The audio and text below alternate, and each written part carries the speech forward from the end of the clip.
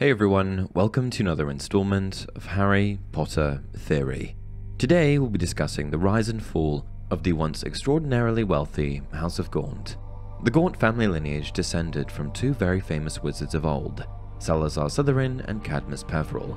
The former, of course, being one of the four founding members of Hogwarts School of Witchcraft and Wizardry, and the latter being the middle of the three fabled brothers who faced death and came away with the Deathly Hallows.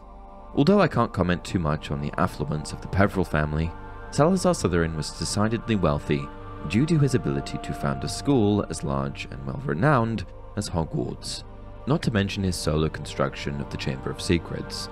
This leads me to believe that the House of Gaunt must have built its empire on the wealth of their Slytherin ancestor. While it's unknown exactly how much wealth the Gaunts had, we do know that they once had copious amounts of gold and an abundance of incredibly valuable family heirlooms, including Salazar Slytherin's wand, the signet ring passed down by Cadmus Peverell, which ended up having the resurrection stone concealed within it, and Salazar Slytherin's gold locket, which was inlaid with glittering green stones in the shape of an S. But with all this money and such a vast collection of valuable objects, how did they go from being super rich to absolutely destitute by the 1900s? Well, here are three things that I believe majorly contributed to their downfall. 1. Their innate evilness. While of course not every member of the Gaunt family was evil, take Isolde Sayre and her mother Rhianna Gaunt, for example, both of whom rebuked the belief of pure-blood supremacy, there is certainly an obscene number of witches and wizards in this dynasty who were born evil. In fact, it was Rhianna's very sister, Gormla Gaunt, who was one of the most evil witches to ever live. Gormla not only murdered her sister and her sister's husband due to their rejection of the family belief system, she kidnapped and held her niece captive afterwards for over 10 years.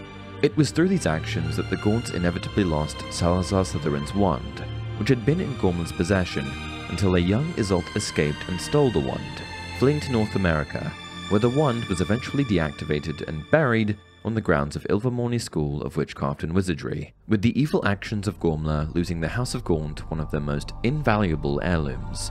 Throughout the centuries, many more Gaunt family members showcased their cruelty, often torturing unsuspecting muggles with the Cruciatus Curse just for fun. When caught, the illegal actions of these witches and wizards would have landed them in Azkaban for life, eliminating members of the Gaunt line due to their innate evilness. 2. Their love of grandeur.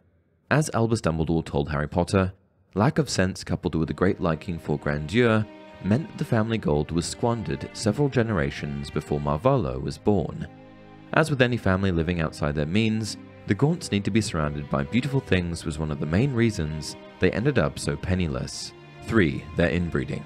Believing so steadfastly in the idea of blood supremacy, the Gaunt family routinely married their own relatives. Sadly, the practice of inbreeding resulted in many of the later generations of Gaunts to possess rather low levels of intelligence, or to once again quote Dumbledore, a lack of sense, which over the years in combination with their cruelty and excessive spending led to the loss of their fortune. The desperate actions of an uneducated, simple and abused Merriby Gaunt is a perfect example of this.